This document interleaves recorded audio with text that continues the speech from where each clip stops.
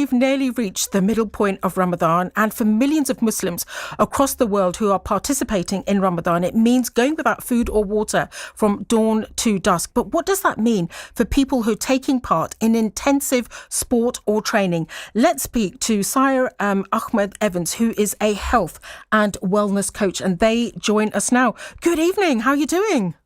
I'm good, thank you. And you? I'm not too bad. How is your Ramadan progressing?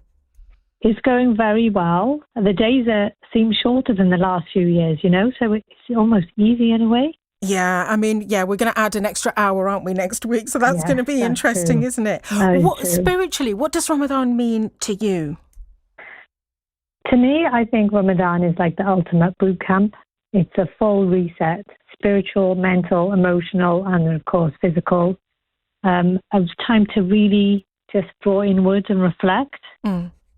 Yeah. And I was discussing this a couple of weeks ago about when I was growing up, Ramadan was almost, it was incredibly private, wasn't it? There was no such thing as big iftars, etc. And that really made you focus on that connection that you have with God, effectively. So true. Yeah, that's very true. Yeah. So look, in terms of exercise, do you exercise? What is the recommended exercise to do during Ramadan? And is there a really good time for a workout? The recommendation I would say is to listen to your own body. It's very individual. So, if you find fasting a little bit challenging and taxing, then maybe not to exercise during the fasting time. Uh-huh. So to think about at the end of the day, just before you open your fast, after you've opened your fast, or before you keep your fast, which would mean exercising in the early hours. But, people do it. Yeah. Quite a lot of people do that. But if you are to exercise during the fasting day, I would say keep it less intense, more moderate walking, maybe Pilates, something that is going to energize you, get you moving, get the blood flowing, but it's not going to be too physically taxing. Yeah. And I think you've said the right thing. The key thing is to listen to your body. If you're not strenuously exercising, there's absolutely no reason why you should suddenly take that up during Ramadan. Right. So it's really just listening to your body, isn't it? Yeah, I would say listen to your body. I really do think like some really nice walks and stretches do wonders for you. So if you're trying to kind of have a bit of a reset and a refresh of yourself, try new things, challenge your body.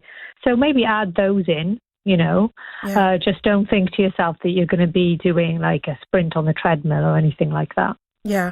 And, I always wanted to ask, in the run-up to Ramadan, if you are participating, if you are fasting, say the month before, is there anything from a kind of like a health and well-being thing that you can do, or to help you during Ramadan?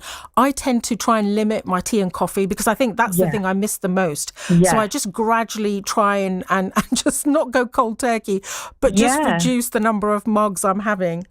That's right. I think just really slowly prepare yourself, cut down, like you said, on the tea, coffee, reduce your food a little bit, let the gaps between each meal just stretch somewhat, so you're starting to train your body to be without a little bit. Yeah. We see the African national kind of, the professional footballers who playing in a lot of those African teams, etc. And they're fasting, and then they'll come to the side of the pitch and then open their fast. I'm always completely in awe of them.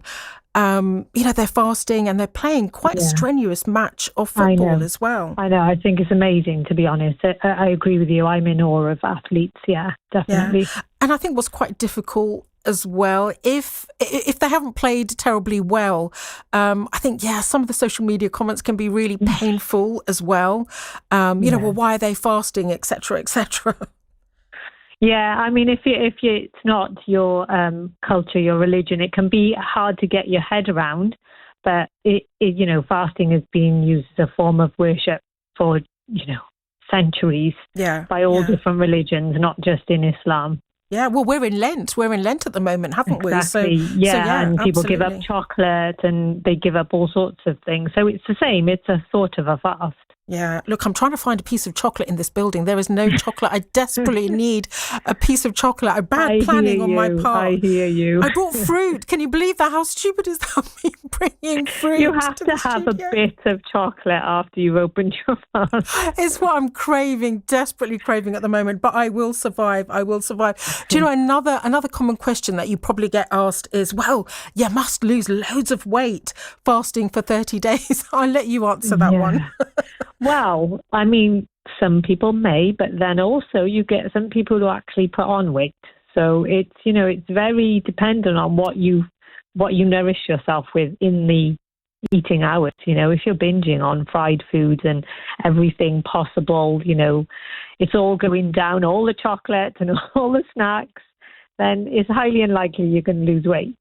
Yeah. But if you've got your nutrition on point and you're just making sure that you're keeping yourself nourished, then you're more than likely going to drop a few pounds, which is a good thing. Which is a bonus. Yeah, which is a bonus. Yeah. I wanted to ask you from a woman's perspective, if you are going through the menopause, that can bring with it additional kind of challenges as well, especially with fluctuations in hormonal levels, et cetera, et cetera. Any particular tips for women who are going through the menopause?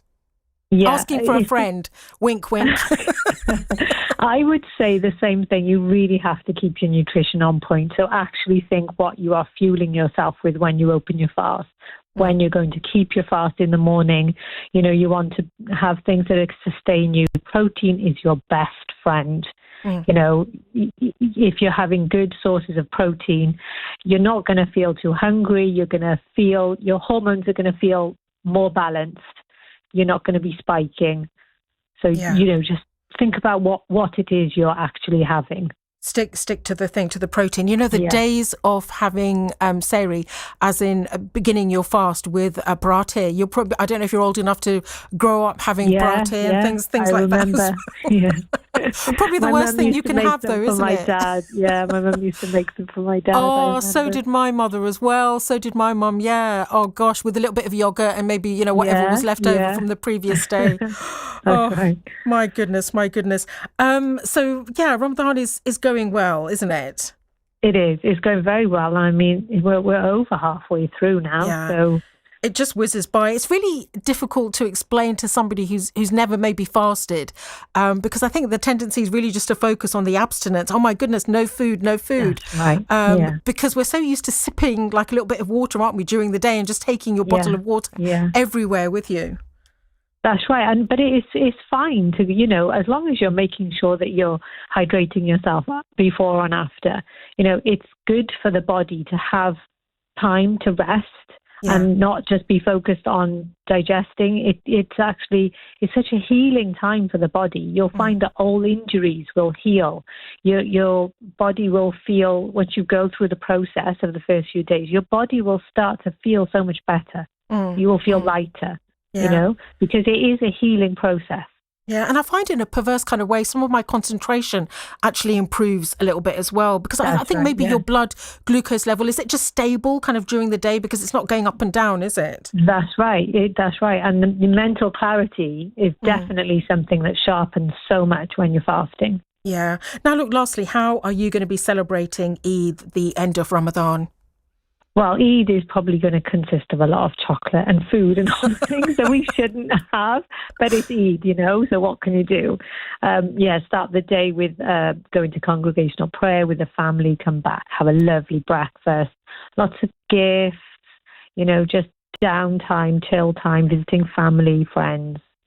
Yeah, exactly. No, it is. And isn't it wonderful when you have non-Muslims just participating in Ramadan as well? I love that. I really do like that. Just that sense of kingship and just being an ally.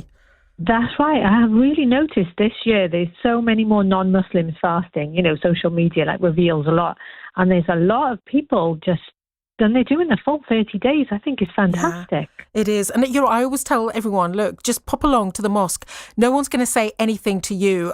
You'll get a really fantastic meal at the time of the fast opening. That's what I always say, just pop along. That is true. Yeah, it's brilliant. Very, open house. Thank you so much for joining us here. Thank you. You take care.